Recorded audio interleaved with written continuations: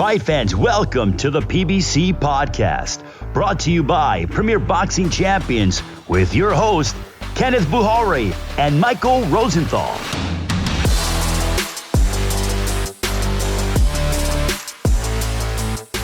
Welcome everyone to the PBC podcast. I'm Kenneth Bouhairie.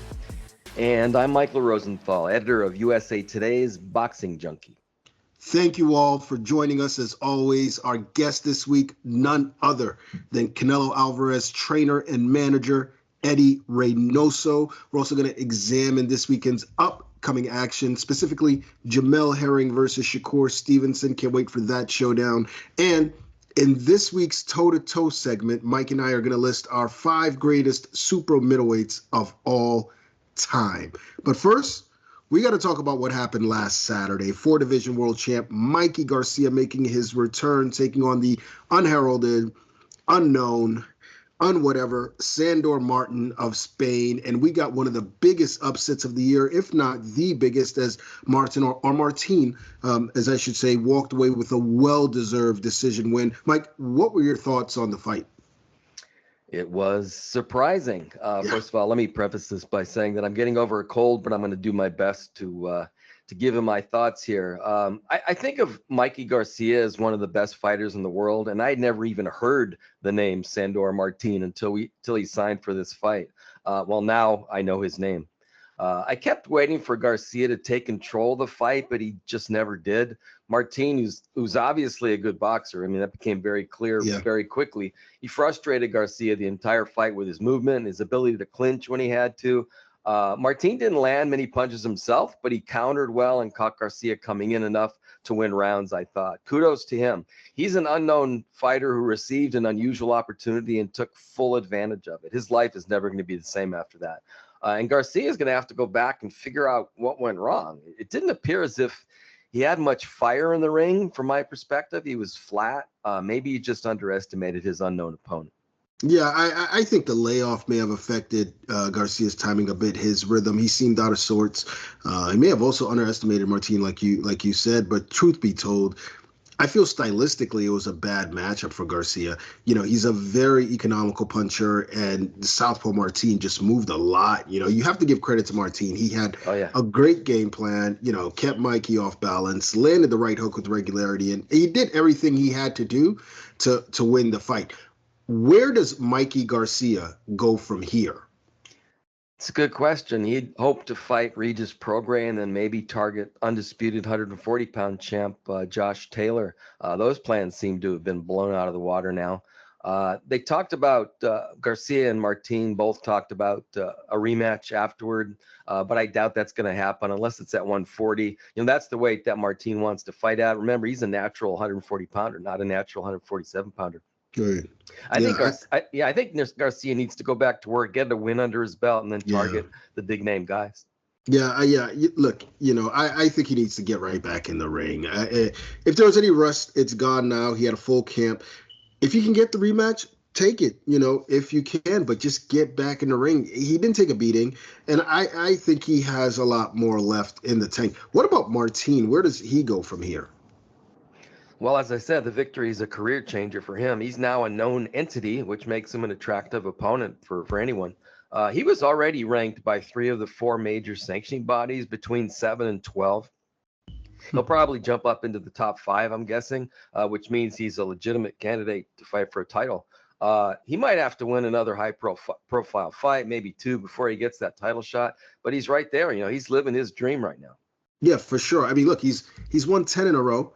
I think he's now deserving of a bigger payday than whatever it is that he got on Saturday night. And if I were him, targeted Devin Haney, you know, if Haney's willing to move up. You know, that was a fight that Garcia sort of teased. Well, now maybe Martin gets that fight. You know, either way, I expect Mikey Garcia to bounce back and for Martin to get more opportunities. Now, Martin's last loss was back in 2017 to Anthony, can you dig it, yig it? I don't know. At some point, he's got to get tired of repeating his nickname. But anyway, Yiget, of course, was recently dominated and knocked out by Rolando Romero, despite Yiget coming in 5 pounds over the contracted weight limit, a full weight class above the lightweight Romero. Does this say anything about Romero? I mean, what does at all? Well, I think that's an interesting little tidbit of information you uncovered, but I probably doesn't mean too much. You know, Yiget, he outpointed Martin, is a pretty good boxer, and I suspect that Martin has gotten a lot better since that fight, which took place in 2017. Yeah, for sure. I mean, look, I hate triangle theories, and I don't know if there's much you can take from here, but I think if anything, it confirms what we already know. Rolando Romero is a talented heavy hitter. And, obviously he hits very hard to be able to stop a 140-pounder like Yiget. And we'll find out, I guess, on December 5th, what that means when he takes on Gervonta Tank Davis. And with that, let's take a look ahead at this weekend's big matchup at 130 pounds. Saturday night, it is a Northeastern showdown. Strong Island's Jamel Herring defends his WBO 130-pound strap versus undefeated former featherweight champion Shakur Stevenson of Brick City, a.k.a. Newark, New Jersey. Stevenson, of course, considered a rising star, but he's got his hands full against the veteran Herring. Mike, what are your thoughts on this matchup? Just love this fight. I know Herring's 35, but I think he's still a special fighter, tall, rangy southpaw with experience. And Stevenson is as gifted as anybody out there. This is a really good example of one of those best versus the best fights, which don't happen that often. There's going to be a lot of skill in that ring that night. Yeah, for sure. And I love the mesh of styles here. A lot at stake for both guys. How do you see the fight playing out? I really like Herring, who I think is a complete fighter. I just feel that Stevenson has rare talent, the kind of talent that is going to overwhelm pretty much everybody. I think Herring will be competitive. He's too good not to be competitive, but he's going to have problems with Stevenson's quickness and his movement. And I think it's going to get worse and worse for him as the fight progresses. I have to add something, though. This is the biggest test of Stevenson's career. He needs to beat Herring to prove he's as good as I think he is. Yeah, I mean, I think it comes down to who is able to keep the other off balance. And in a battle of two talented boxers, perhaps who can hurt the other, who has the power to make the other fighter respect them. Further, I think one, if not both these guys, is going to have to take some risk in there if they want to win. I have, no doubt about it that at least one of them is going to have to, bite down and maybe walk through some fire to land something. What does a win here mean for Herring? A win for Herring would be his crowning achievement and could lift him to pound for pound status. I don't know. He's a late bloomer. He had those losses to Denis Shafikov and Darius Miller in 2016, 2017. And then he built himself into a championship boxer. He's already a great success story. A win on Saturday would take him to the next level. Yeah, for sure. I mean, I know he beat Carl Frampton, but I think this will be the finest win of his career against, someone branded a future star, and it opens the door for even bigger fights, Oscar Valdez and so forth. What about Stevenson? What does a win here mean for him?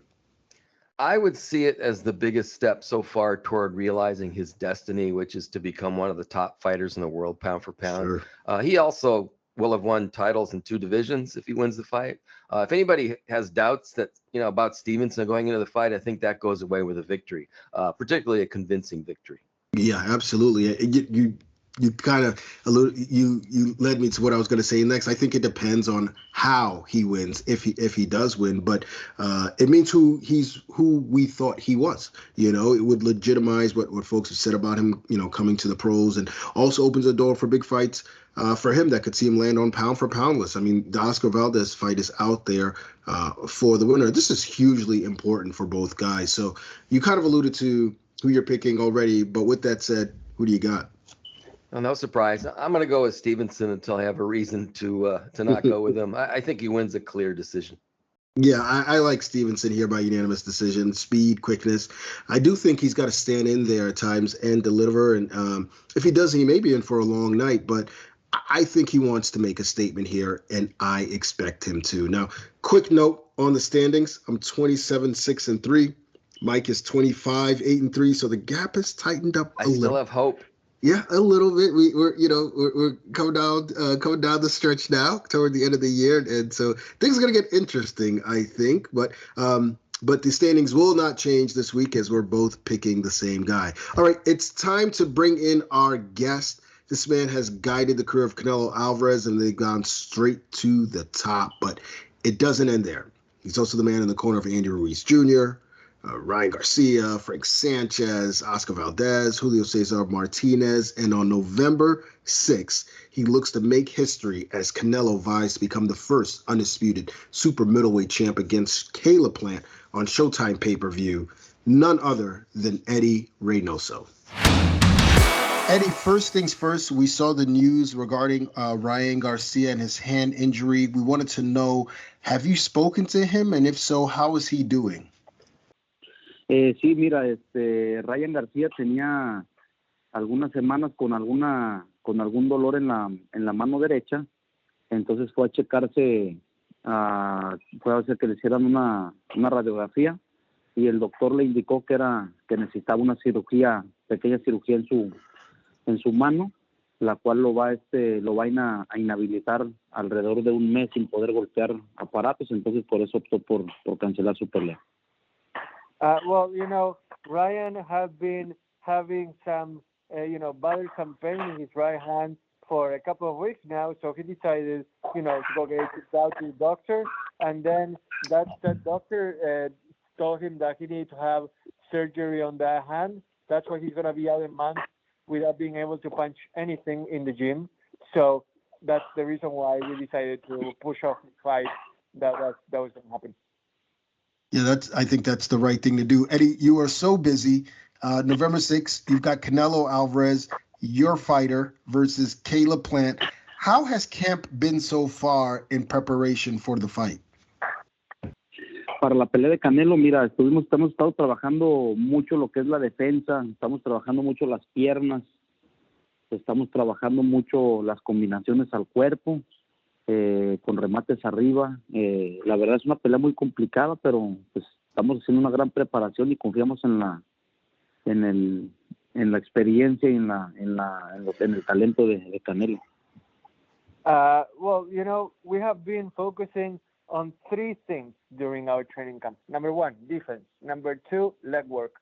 Number three, going after the body and finishing up top. Really, this training camp could not have been going better, and we're really happy with the results that we've gotten so far. Eddy, before we continue with Canelo, Frank Sanchez had an important victory on the last card. What did you think of Frank's performance? Fíjate que Frank Sánchez es un tremendo peleador. El problema que tenemos con Frank es que venía de los pesos cruceros y creo que le faltaba ganar un poquito de masa muscular. Hemos hecho un gran trabajo físico, estamos trabajando mucho las pesas, estamos haciendo un gran proyecto con Frank. Creo que vamos por el camino correcto y sin duda yo creo que va a llegar a ser campeón mundial. Me dejó muy complacido el desempeño que tuvo en el cuadrilátero el sábado pasado. I was really pleased with the way that he performed inside the ring last Saturday. And, him coming from cruiserweight, it's a matter of him missing a little bit of muscle, a little bit of, to have his body being a little bigger. But I have no doubt about it that he's eventually going to become a world champion because he's a great boxer, a great fighter, and I'm really proud of him. Yeah, he definitely looked good. So back to Canelo and Plant. There's been a lot of back and forth between the two camps. But give us your thoughts on Caleb Plant as a fighter. Plant es un gran boxeador, es un peleador con mucha capacidad técnica, es un peleador que sabe trabajar muy bien las piernas, tiene muy buen jab, tiene muy buena defensa, es un peleador alto, fuerte, por algo es el campeón del mundo. Creo que es un peleador también agresivo, un peleador bravo y va a ser una gran pelea. Es un peleador con mucho talento, la verdad. What can I say? Plant is a great boxer, a world champion for a reason. Someone that is tall, aggressive, goes after what he wants, has great defense, great leg work. His jab is really something to admire, and to look at him in front of us, he's going to be a challenge, and he's someone that has gotten there for a reason. This fight is for the first ever undisputed super middleweight championship. But what does a victory in this fight mean for Eddy personally? Creo que sería para mí, una de de los logros más importantes en la historia del boxeo mexicano, tanto para un entrenador, un manejador y un boxeador.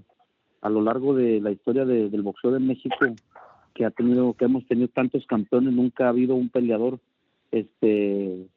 indiscutible, un peleador que tenga todos los títulos, ya sea por una razón, porque no se acomodan, a veces los promotores no se llegan a dar las peleas, no se hace una buena negociación, a veces un peleador pierde contra otro campeón. Entonces creo que hemos hecho un gran trabajo con Canelo, tanto en lo administrativo como en lo deportivo, y creo que va a ser una de los logros más importantes para la historia del boxeo de México.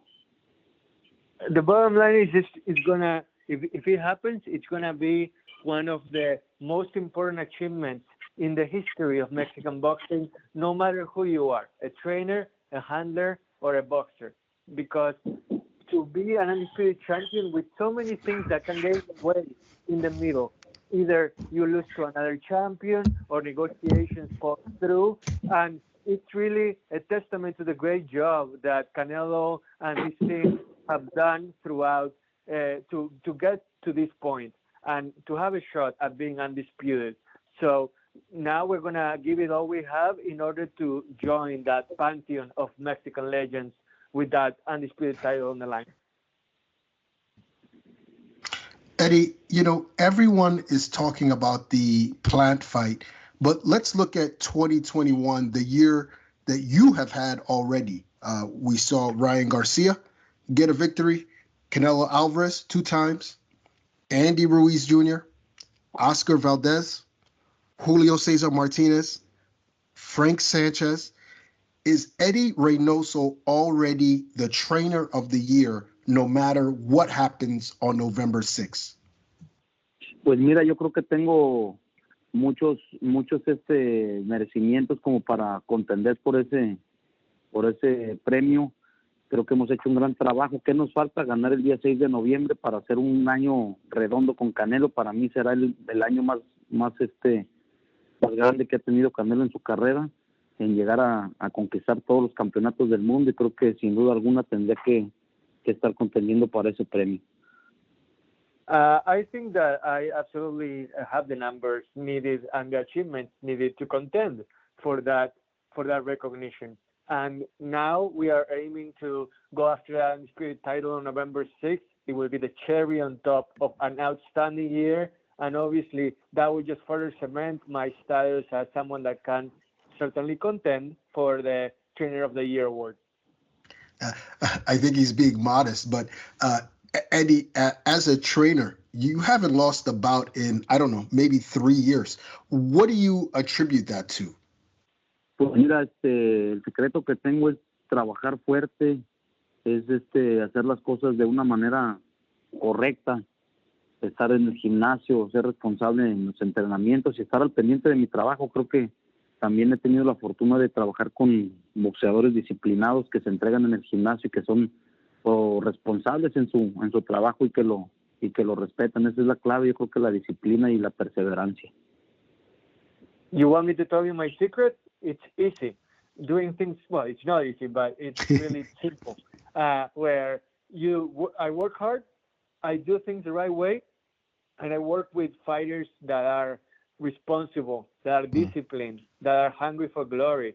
And with that combination, then, I just make sure that we go about things the right way, and wins will come when you do that. Eddy, back to Canelo specifically. In your opinion, what makes him such a special fighter? Lo que hace Canelo especial es que es un boxeador que desde que comenzó su carrera siempre se ha manejado con la misma disciplina, tiene las mismas ganas de triunfar en el boxeo, ha ganado un campeonato, ha ganado otro, y aún así él sigue con la misma hambre que tenía cuando él empezaba. Siempre está en el gimnasio trabajando fuerte, siempre está cuidándose en su alimentación, siempre es un muchacho muy responsable y que nunca se le han ido las ganas de querer seguir aprendiendo. what makes him special is the fact that Canelo always goes after more. Like many others don't have that capability, but he can. I mean, everything from being responsible with what he eats, his training regimen. He works so hard every day in the gym, and he goes after title after title after title. He always wants more. That hunger is still as intact now as it was when he first started. That's what makes him someone just off the charts. Very good. Canelo has evolved from a very good fighter when he was a younger man to a great fighter today. In what areas specifically do you think he's improved the most that allowed that to happen? Lo que ha mejorado Canelo es su técnica defensiva. Es un peleador defensivo que tiene muy buena defensiva. Es un peleador que mejoró a lo largo de su carrera y está mejorando los contragolpes. Hoy en día en el boxeo muy pocos peleadores fintan, solamente te asustan, pero no tiran la combinación. Saúl es un peleador que finta y te combina. La verdad ha aprendido bastante en eso y lo ha hecho un mejor boxeador. What has come a long way for Canelo is truly his defense. He has polished his counter-attacking skills through the years, and we continue to do that now. And Canelo is someone that can do something that few can do, which is that he will deceive you and then hit you with that combination, because few fighters can, some fighters can scare you, but then they can't hit you with that combination. Canelo can do it all. Canelo can go on defense and then counterattack with a combination that you won't see coming. Eddy, we've seen you and Canelo celebrate so many victories, and each time it's so joyous how the two of you respond to the wins. Is there one particular win, or maybe a couple particular wins that you are most proud of, and if so, why? Mira, recuerdo de una vez cuando le ganamos a Miguel Cotto. Era una pelea muy muy importante y era una pelea muy muy difícil. Le ganamos el campeonato medio y se acercó Saúl y le pidió el micrófono a la persona de la televisión después de que le habían puesto el cinturón y pues les dijo a toda la gente que un buen entrenador es aquel que te enseña desde que no sabes tirar un jab, que yo era uno de los mejores entrenadores del mundo y que deberían de reconocerme. Eso la verdad me llenó de bastante orgullo. Esa fue una. Y cuando peleamos también con Callum Smith en diciembre, que Saúl también me nombró, que qué pasos seguían, le preguntaron en la televisión y le dijeron pues lo que diga Eddy, y de repente la gente empezó a corear mi nombre, a decir Eddy, porque Saúl les levantó la mano y la verdad han sido esos momentos de los más bonitos en mi carrera, que me haya reconocido la gente arriba del ring después de una pelea que gana Saúl. Qué lindo, me hiciste sonreír. So the two fights that I remember the most, that I cherish the most, are first of all the one that we had against Miguel Cotto for that middleweight title. Yes. Such a hard fight.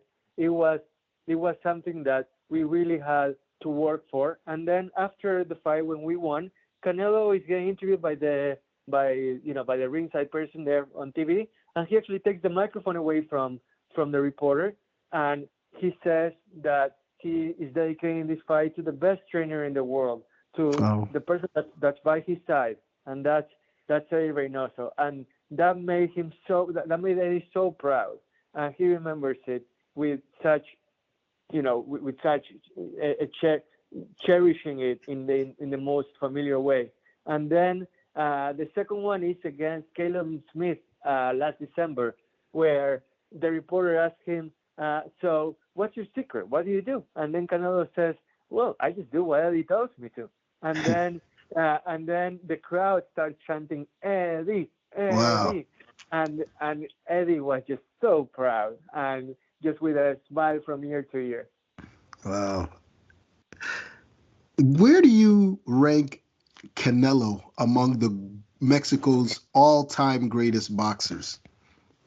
Mira, la verdad, el boxeo se mide, y como cualquier otro deporte se rige en números. En el béisbol ¿En qué se rigen? En cuadrangulares, en hits, en juegos ganados, en juegos salvados. Eso es lo que hace grande a un pitcher, a un bateador, a un jugador. En el boxeo la grandeza de un boxeador está en los títulos que gana, en las peleas que gana, en los campeones mundiales que él ha enfrentado y les ha ganado, en los títulos que ha conseguido en diferente categoría. Creo que Canelo ahorita está en el punto donde de aquí en adelante él puede ser catalogado, puede estar en la ruta de ser el mejor boxeador mexicano que ha dado México. ¿Por qué? Porque simplemente ha hecho cosas que ningún otro boxeador mexicano ha hecho. Let me give you a baseball analogy because I'm a baseball fan. How do Hall of Famers in baseball get chosen? Because of the amount of hits that they've had, the amount of Cy Youngs that they've won, the amount of home runs that they've hit, right? Well, in a boxer's case, it's the amount of titles that they won, the amount of world champions that they have faced, the quality of the opposition that they had to endure. And I'll tell you what, right now, Canelo is certainly on his way to being the best Mexican boxer of all time. Eddie has such a big stable of top fighters. We mentioned them earlier. How does he manage his time so that each fighter is prepared as best as possible for their respective fights? Pues mira, cada uno le doy su tiempo. Cuando está en campamento, Oscar Valdés, él entrena a las 8 de la mañana, Canelo entrena a las 10, Ryan Garcia entrena a las 12, Andy Ruiz suele entrenar a la misma hora a veces que Oscar Valdés o que Canelo, Frank Sánchez entrena a la hora de Ryan. Entonces nos repartimos el trabajo, la verdad, y todos, lo más importante es que hay mucho compañerismo ahí en el gimnasio, todos nos apoyamos, todos se apoyan y al final de cuentas pues todo se hace en armonía. It's really all about doing things in harmony, synchronizing, in coordination. So let me give an example. Sometimes Ryan Garcia will train at noon, and then Oscar Valdez will train at 8 a.m. Andy Ruiz may train at the same time as Oscar Valdez, and then Canelo usually likes to train at like 10 a.m. And so that way we make sure that we're on the same page and that the time we spend is quality time in the gym. So on top of being a trainer, Eddie, you're also a manager. Tell me, which job is more stressful, being a trainer or being a manager? Fíjate que lo difícil es a veces lo complicado de un campamento podría ser a lo mejor creo que lo administrativo. El ser manejador hay que trabajar en algunas cosas, hay que dependes a veces de lo que diga el peleador contrario, de lo que diga el promotor contrario o el manejador contrario. Entonces creo que es más difícil ser manager que ser entrenador, porque cuando tú eres entrenador simplemente tú pones tu trabajo y se tiene que hacer en el gimnasio. Y cuando tú propones algo como manejador para una pelea, pues ya depende, porque ahí entran las terceras personas y es más complicado. I think being a manager is harder because as a trainer, it's kind of that everything is in your hands. You have a routine, you know what you want your fighter to do, and then you give out the instructions. As a manager, you can lay out a proposal, an idea for a fight, but then you're at the mercy of the opposing fighter, the opposing manager, of what other people may or may not want to do, and that makes it more stressful than being in the gym and knowing what objectives that we have in mind as a team. Interesting.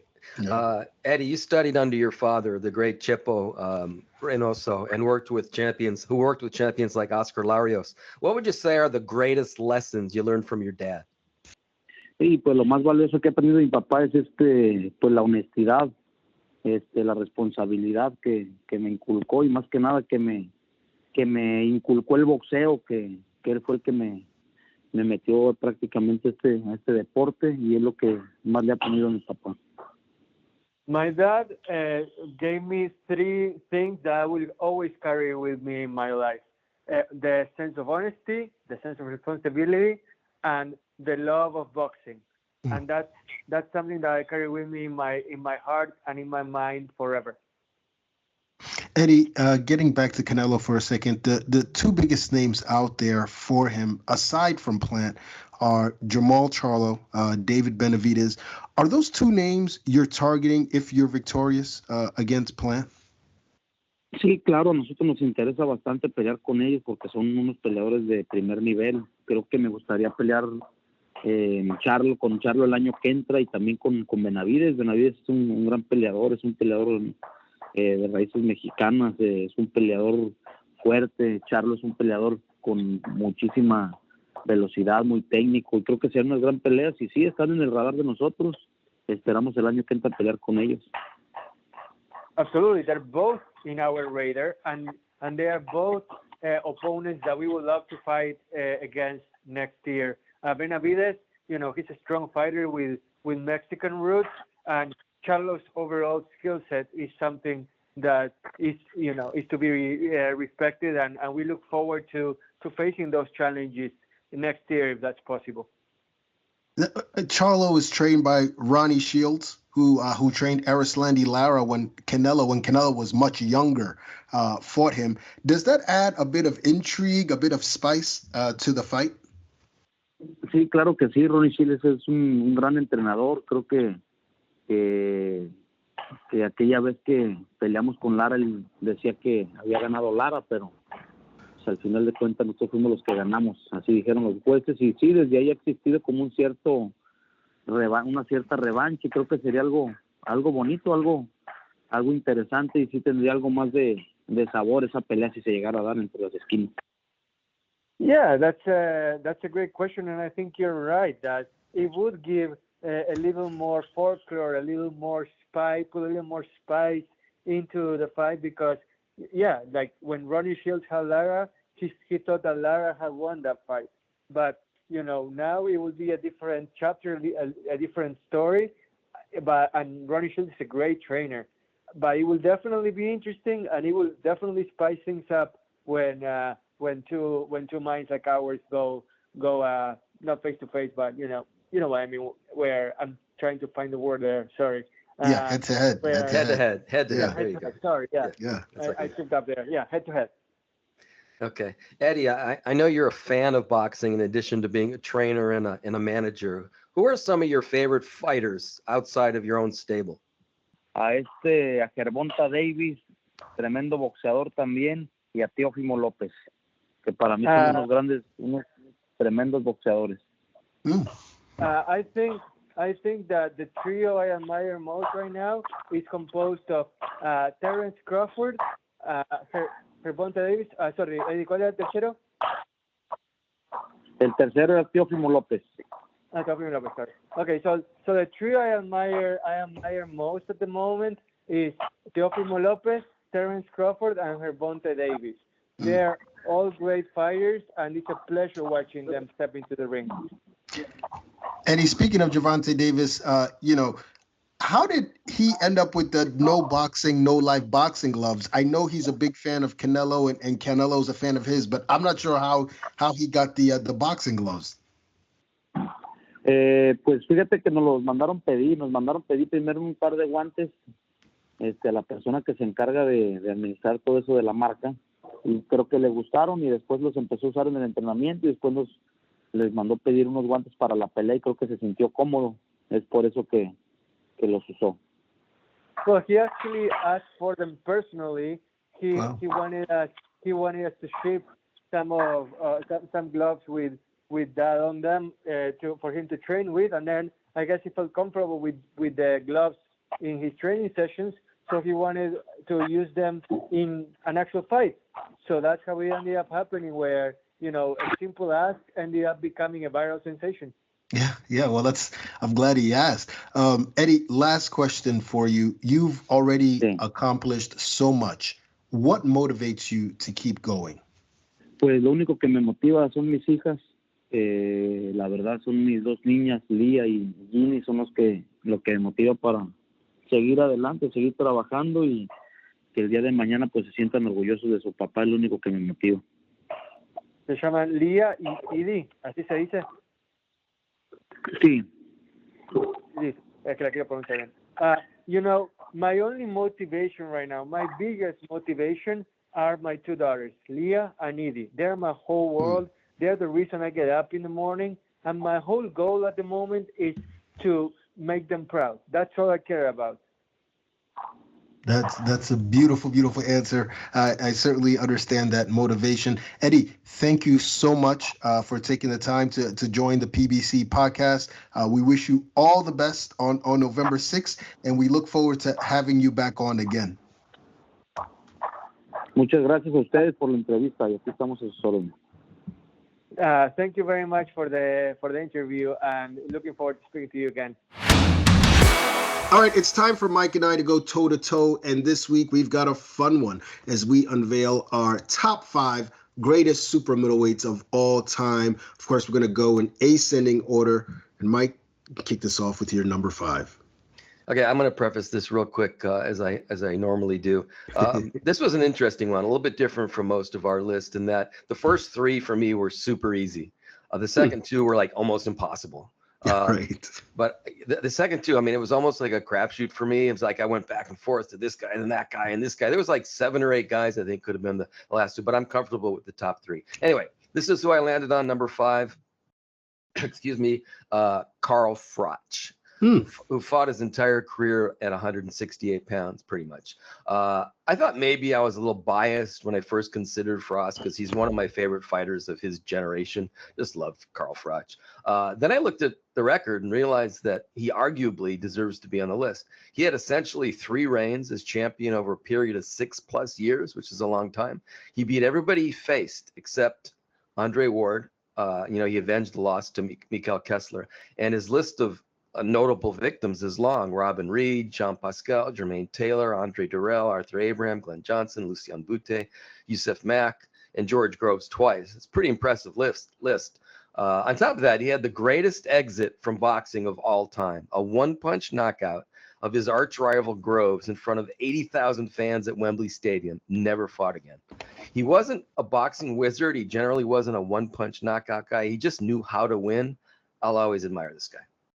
Yeah, I love Carl Froch, one of my favorite fighters. I remember I hadn't seen him fight before, but I attended the press conference, fight week, the final press conference when he fought Jermaine Taylor. Taylor was a big favorite. And I just remember the confidence he had up there when he was talking. Yeah, and I just was like, who is this guy? And, of course, he turned in a spectacular victory. However, he is not my number 5. My number 5 is Steve Collins. You ask, why Steve Collins? Because he beat Nigel Benn, and he beat Chris Eubank, and he beat both of them twice. That's why. And those were 2 guys who I was considering on the list. But look, did he perhaps catch Eubank and Benn at the right time? Possibly, but the man went 4-0 against them. He was such a tough out. I really wish he had that fight with Roy Jones. I'm not saying he would have won, but I would like to have seen how Jones would have dealt with that sort of pressure. He held a WBO belt until he retired, and that's why he earns that slot for me. Well, he's one of those guys that I consider for the reason that you said, but I put more emphasis on the fact that I think that Ben and Eubank were sort of on the last parts of their career. I don't think they were as good as they had been. Yeah. I don't mean to take anything away from Collins, who was a beast. Freddie Roach once told me he was the hardest working guy that he's ever trained. So really hard working guy. So anyway, tons of respect for Collins, but he didn't make my list. Yeah, I totally understand that.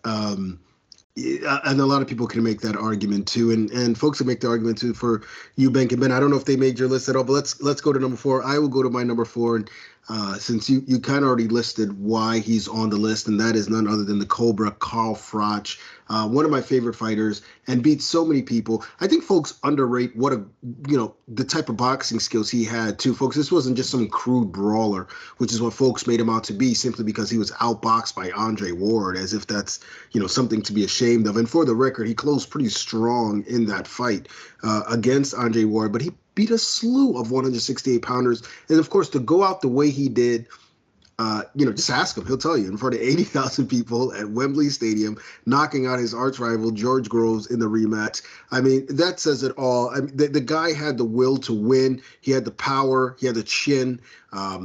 good boxing skills, deceptive, and incredible ring IQ, great body puncher. Carl Froch absolutely deserves to be in the Hall of Fame, and perhaps is one of the more underrated fighters of the past decade, 20 years or so forth. Well, obviously, you don't need to sell me. It's funny. I had this conversation with Froch at a fight once, not one of his fights, and I told him that when I first saw him, I didn't get how good he was, and he kind of gave me this look like, "Hey, should I kick your ass?" But then I finished my sentence by saying, "But man, did I come around?" I pretty much told him, "Dude, I really, really admire you," and that hasn't changed. Yeah, for sure. Who's your number 4? Okay, we've talked about him, and this was a tough one. It could have been a lot of guys, but I ended up going with Nigel Benn. Who spent most of his career at 168 pounds. Ben is on my list in part because of his 10th round knockout of Gerald McClellan in 1995, which I think you can argue is the most impressive win event that anybody's ever had at super middleweight. I hate to praise Ben too much because McClellan suffered brain damage in that fight, never fought again. But you have to understand how good McClellan was, though. He was just destroying everything in his path going into that fight. Ben's ability to beat him was a really important accomplishment for Ben. He had a reign of about 3.5 years. He made 9 successful defenses, if I counted it correctly, and that included a draw with his arch rival, Chris Eubank, in their rematch that most people thought should have gone Ben's way. That would have been a big win for him. And finally, the dude was one of the most entertaining fighters of all time by all accounts. So that's never lost on me. So I feel pretty good about having him on the list.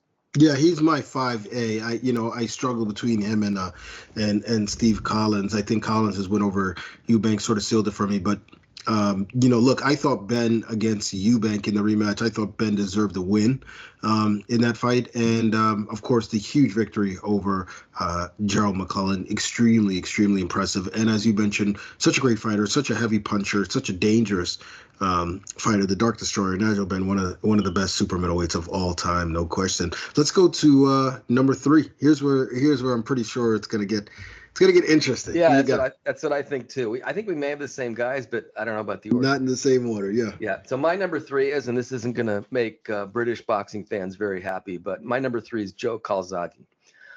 First of all, great fighter, and I also want to mention that my 3, 4, and 5 are all British fighters, so it's not as if I'm showing great disrespect for the Brits.